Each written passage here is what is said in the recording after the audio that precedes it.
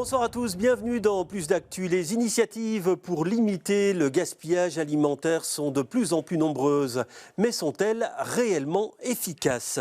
Éviter au maximum de jeter de la nourriture, ça reste en effet un défi dans les collectivités, dans les écoles, les crèches particulièrement. On va voir avec nos invités les initiatives et les bonnes pratiques qui ont été mises en place.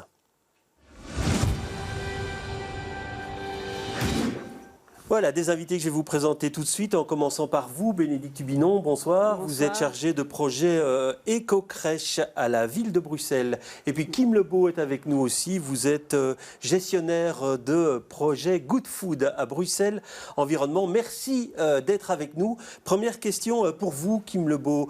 Le gaspillage alimentaire dans les crèches, dans les écoles, est-ce qu'on peut le chiffrer aujourd'hui ? Alors c'est assez difficile d'obtenir des chiffres sur le gaspillage alimentaire parce que la définition déjà n'est pas toujours harmonisée. Mais c'est vrai que dans les chiffres que nous on peut donner, on est à peu près à 70 à 120 grammes de gaspillage alimentaire par enfant et par repas. Donc dans les écoles. Dans les écoles. Dans les écoles. Et dans les crèches, c'est plus important dans encore. Les crèches, c'est un peu moins important parce que les portions servies sont moins importantes, mais la part en pourcentage est quand même aussi assez importante. Après, ça dépend vraiment d'une institution à l'autre et du type de gestion aussi, s'ils cuisinent en interne ou s'ils se font livrer les repas, ça fait encore varier les chiffres. Oui, alors Bénédicte Tubinon, une question pour vous. On est souvent maintenant en liaison froide, ça veut dire qu'on vous livre les repas dans les crèches. Est-ce que ça limite ou plutôt ça rend plus compliqué la lutte contre le gaspillage alimentaire ? Ça rend plus compliqué, je dirais, par rapport au fait de préparer les repas en cuisine, dans la mesure où on est contraint de devoir commander 10 jours avant le jour de la consommation réelle du repas. Et donc, il faut pouvoir tenir compte des présences des enfants dans ce délai de 10 jours, enfin en tout cas 10 jours au préalable, et on a toujours des imprévus de toute façon. Et il faut pouvoir avoir les informations aussi des parents pour pouvoir tous les mois, en temps et en heure, recevoir ces informations de présence et en tenir compte dans les commandes. Alors, Kim Lebeau, est-ce qu'aujourd'hui, on peut dire dans les écoles, dans les crèches, dont ce n'est pas la mission première, la lutte contre le gaspillage alimentaire, est-ce que vraiment cette question-là, elle est entrée dans les mœurs, elle est entrée dans la pratique ?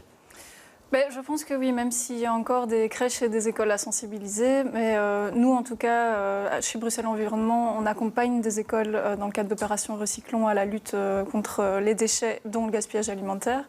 Et c'est 70 écoles quand même de la région bruxelloise qui y participent. Et dans le cadre du label Good Food, on a accompagné, et il y a 60 cantines qui sont labellisées aujourd'hui.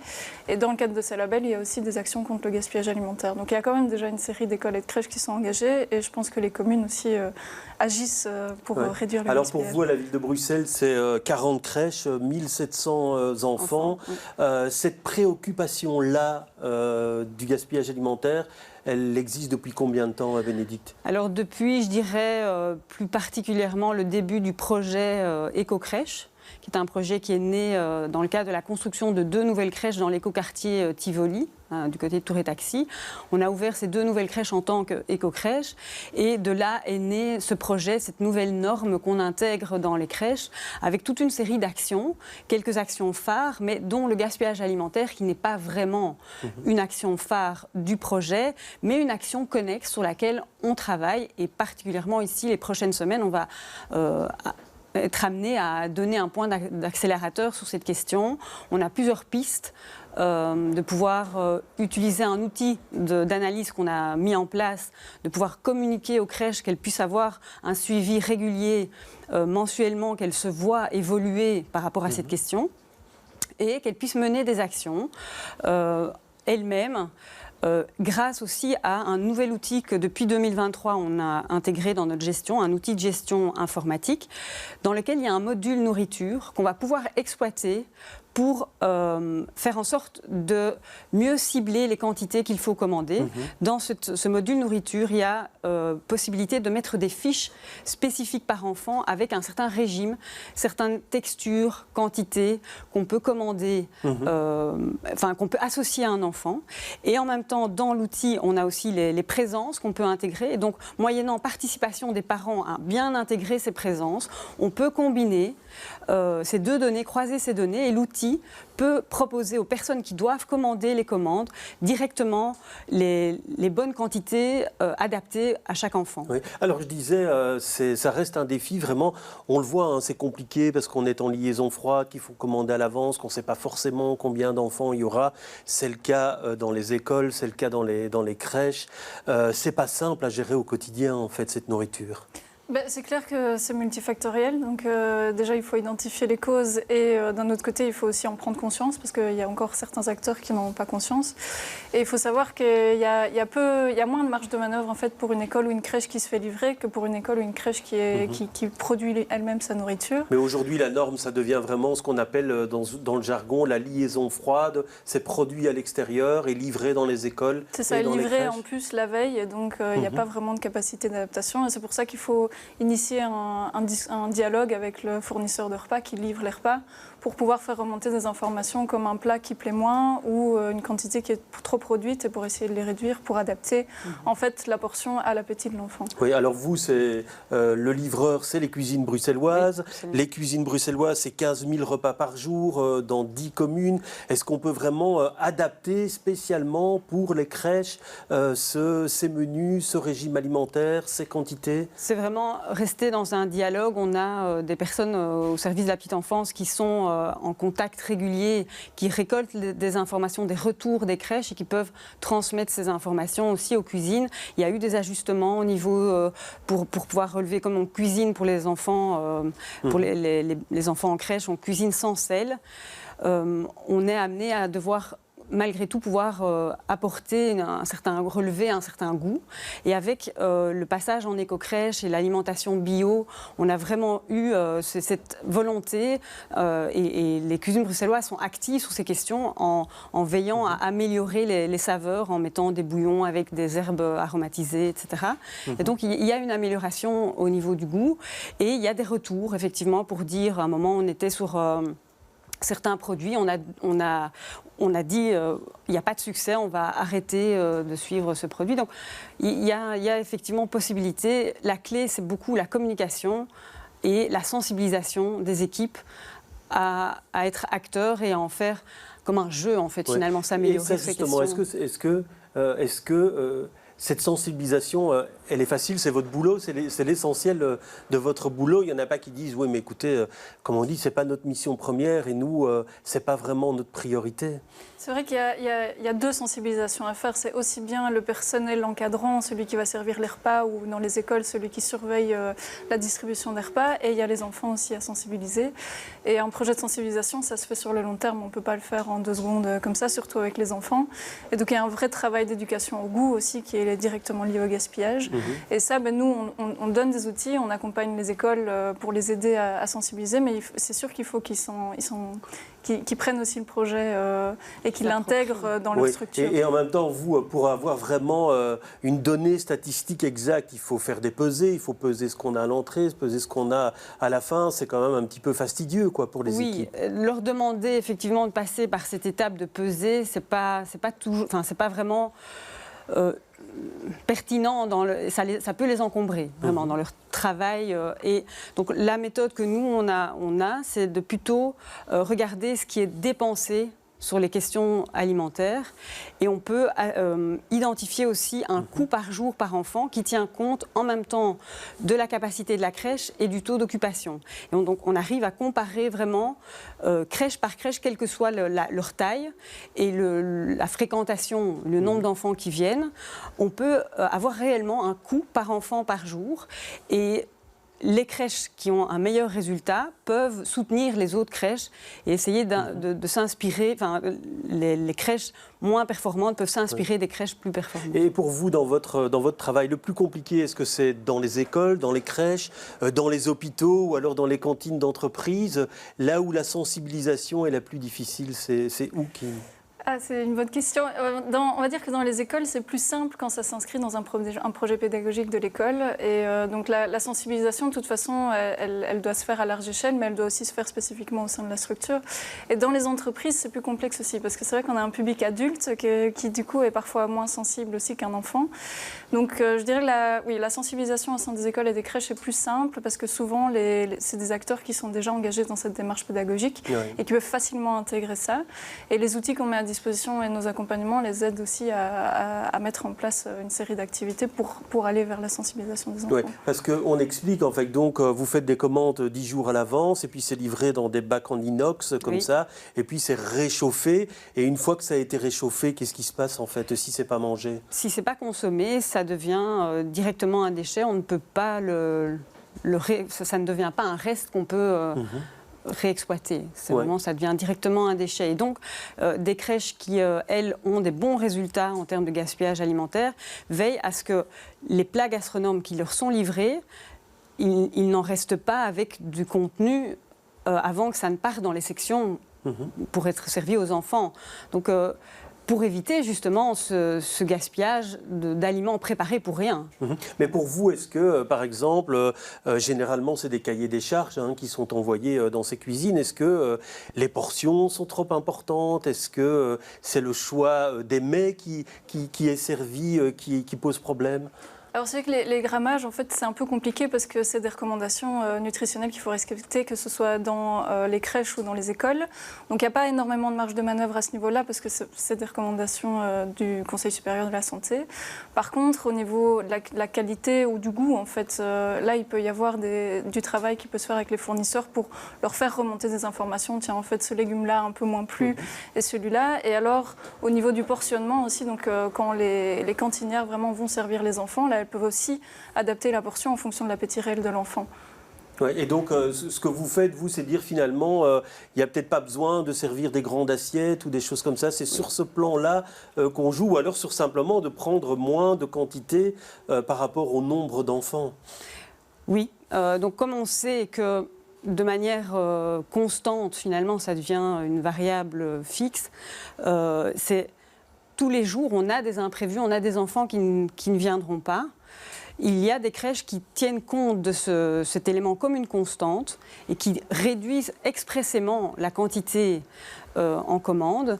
Et pour combler, au cas où, malgré tout, il y aurait les enfants prévus, en veillant à ne servir la première assiette qu'avec une faible portion, ça permet d'identifier quels sont les enfants qui ont pas un grand appétit ce jour-là, et resservir et avoir suffisamment dans les plats pour resservir ceux qui ont un meilleur appétit. Si on sert par défaut la portion standardisée recommandée par l'ONE à tous les enfants, un enfant, un jour, au lieu de 250 grammes préconisés, va manger uniquement 50 grammes. On perd 200 grammes directement, alors que si on fait des petites portions, on peut, par le plat, veiller à bien répartir suivant le besoin des enfants. Oui, alors on le voit, tout ce qui n'est pas consommé, qui est réchauffé mais pas consommé, doit être jeté. Est-ce que vous trouvez que ces normes d'hygiène aujourd'hui, qui sont compréhensibles, mais est-ce qu'elles sont trop drastiques puisque finalement ces plats, ils n'ont rien, ils sont consommables? Ouais, il faut savoir que l'AFSCA fait bien son travail, donc ils ont déjà assoupli un maximum là où ils pouvaient assouplir, mais effectivement quand un repas a été réchauffé et qu'il n'a pas été maintenu à la bonne température et donc à un moment il est réchauffé, il est refroidi, il est réchauffé, il y a des risques quand même de contamination bactérielle, et donc je pense qu'elles ne sont pas trop drastiques dans le sens où effectivement il y a un sens derrière au niveau de l'hygiène et au niveau du risque alimentaire en fait qu'on prendrait en mangeant ce Oui, parce plat. que certains vous diront, tiens, pourquoi vous ne donnez pas ça à des associations qui seraient peut-être contentes. J'imagine que c'est des choses que vous devez parfois entendre, ça. Pas spécialement, je dois vous avouer. Mais, non, mais en on peut même le temps, comprendre dans un on est hôpital. contraint par les Oui. règles AFSCA. Oui, c'est vrai, on peut le comprendre dans un hôpital. Peut-être que dans une crèche, c'est peut-être un peu plus difficile à comprendre parfois qu'il faille jeter autant, quoi. Oui. Mais d'où l'importance de pouvoir travailler à cette réduction. Et je suis convaincue que tout en ayant notre système de commande 10 jours au préalable, donc avec notre système de liaison froide, on peut s'améliorer dans notre réseau. On constate que certaines crèches y arrivent. Et donc le but, c'est vraiment par ce nouvel outil que nous allons tester dans une crèche pilote, qui elle a justement de bons résultats en termes de gaspillage alimentaire. On va pouvoir bien tester une nouvelle méthode, une nouvelle approche. Et quand cette crèche, on aura testé l'outil, on pourra généraliser cette utilisation à l'ensemble du réseau. Et de cette manière, on pourra réduire le gaspillage globalement au sein de nos crèches. Oui. Et qu'est-ce qu'on gaspille le plus en fait? Est-ce que vous avez une idée aujourd'hui dans les crèches, dans les écoles? Qu'est-ce qui va le plus à la poubelle? Disons qu'il y a un problème dans les écoles, c'est que le temps du repas est très court. Et donc en 20 minutes, ils doivent souvent manger et une soupe, et un plat, et un dessert. Et donc déjà, l'enfant n'a pas assez faim pour manger le tout. Il faut savoir que la soupe est quand même assez régulièrement gaspillée, en crèche aussi, je pense. Et dans les plats, on a malheureusement le plat végétarien, parce que les enfants en fait, ne savent pas ce qu'ils mangent. Donc ils ont parfois un peu des difficultés à manger le plat végétarien, parce qu'ils ne sont pas habitués à manger ça chez eux non plus. Et donc là-dessus, c'est là qu'il y a vraiment un travail de sensibilisation clé qui doit aider pour réduire ce gaspillage-là. Donc on est vraiment sur la soupe, le plat végétarien et alors parfois certains légumes qui ne plaisent pas aux enfants. Voilà. Ouais. Et ça, à un moment donné, est-ce qu'il n'y a pas une tentation de votre part de dire non, ça on cuisine plus, du coup on va plus prendre du tout ce type de légumes. Or, la stratégie Good Food, par exemple, c'est aussi manger des légumes oubliés ou manger des légumes plus rares. Non, moi je suis vraiment plutôt à défendre la diversité dans ce qu'on peut proposer. Et bon, c'est bien connu, les enfants ils doivent parfois goûter plusieurs fois avant d'apprécier. Et je pense que l'approche de l'adulte qui accompagne l'enfant peut encourager, peut donner une impulsion positive et réinsister, je pense, pour faire goûter plusieurs fois les enfants. Je ne pense pas que ce soit positif de bloquer, de réduire la variété des plats proposés. Vous parlez de sensibilisation, c'est quoi? C'est des programmes qui sont faits par vous et qui sont mis à la disposition du personnel des crèches, ou alors vous allez avec vos équipes sur place pour sensibiliser? Il y a un peu des deux. Donc dans les écoles qui se font accompagner dans le cadre du label Good Food, là on est vraiment présent sur place, on offre un accompagnement d'une demi-journée qui porte sur le label de manière générale, mais qui peut porter sur le gaspillage si c'est nécessaire. Souvent, on prévoit qu'ils mesurent le gaspillage alimentaire et qu'ils adoptent un plan d'action pour le réduire ensuite. Après, nous, c'est surtout des outils qu'on distribue, donc différents types d'outils qu'on met à disposition. Et évidemment, on est disponible s'ils ont besoin d'aide pour un peu aller plus loin dans la démarche pédagogique.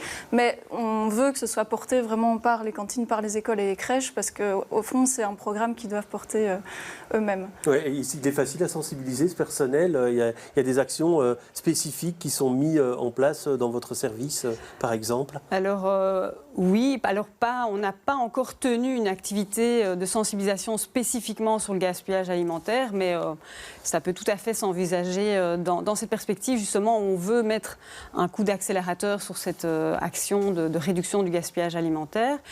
On fait de la sensibilisation, on aborde cette question, mais c'est moins le sujet premier, je dirais.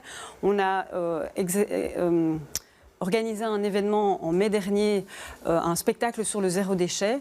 Et la question du gaspillage alimentaire faisait partie de ce spectacle, mais c'était un élément parmi d'autres sur plutôt les déchets dans son ensemble. Également, les crèches suivent de manière volontaire des ateliers de fresques du climat aussi, qui leur permet de comprendre dans quel contexte la ville a pris la décision de passer au modèle éco-crèche et mène toute cette série d'actions pour évoluer vers un modèle plus écologique dans la manière de fonctionner en tant que crèche. Et quelle est la marge de progression selon vous? Elle reste énorme, cette marge de progression? Elle reste assez énorme, mais on a un exemple concret. C'était il y a quelques années, on avait donné un subside à TCO pour qu'ils travaillent avec 4 écoles pour réduire le gaspillage alimentaire. TCO, c'est TCO, donc c'est un prestataire qui fournit des repas, qui livre des repas dans les écoles, dans les crèches.